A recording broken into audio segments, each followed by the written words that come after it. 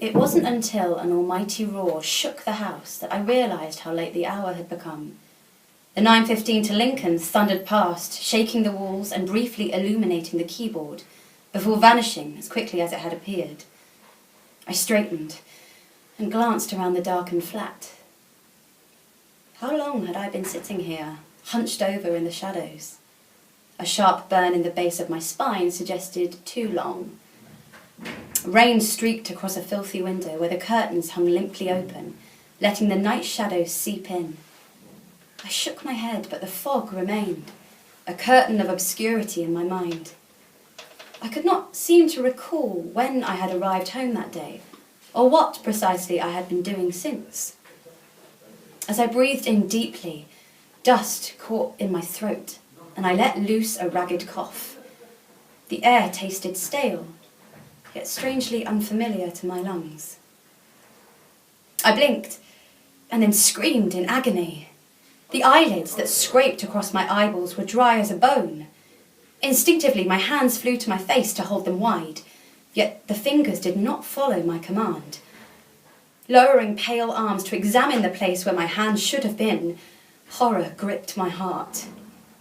Monstrous claws, misshapen and bulging with swollen veins, protruded from the sleeves of my shirt. Dear God, what nightmare had I stumbled into? Leaping from my chair, I staggered across the room, crashing past furniture and toppling ornaments as I went. Cobwebs caught across my nose and lashes. Fumbling wildly for the light switch, I gave up and flicked it with my elbow. Nothing happened. I let out a howl of frustration, shocked by how inhumane it sounded. Hot tears stung my eyes, my whole body convulsing with sobs as I sagged against the peeling wallpaper. An age passed before I sensed something shift in the shadows. A flicker of movement from the corner of the room. My gaze snapped to the screen, squatting there on the dust-covered desk. A shiver ran down my spine. It was off, sleeping, yet still I was drawn to it, for reasons I could not explain. It called to me, as if there were nothing but the two of us in the room, in the world even. As I inched closer, the monitor sprang to life, bathing me in sterile light. The keys began to type of their own accord, and the screen filled with words.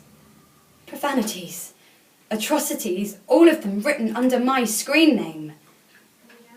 Is this what I had been doing? Is this where I had been? Foul, black spittle covered the screen, the keyboard, the desk. No, it could not have been me. I could never have written those things. Heart thumping, blood pounding in my ears, I raised my deformed fists and brought them crushing down on the keyboard, shattering it. The writing stopped. The screen went blank. All I saw was my hideous reflection in the dark mirror.